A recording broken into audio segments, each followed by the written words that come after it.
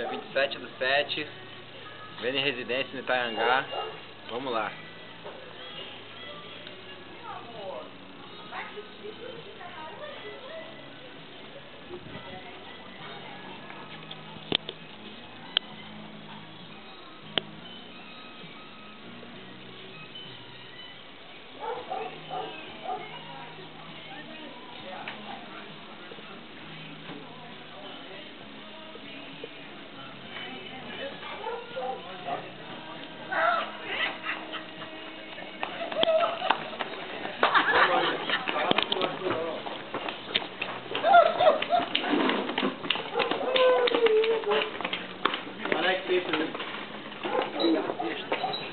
Oi, onde é que tá? Onde é que tá? Tudo legal.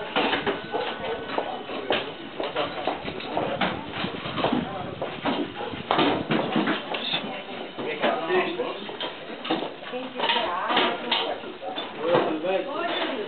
Vem cá, conta aqui.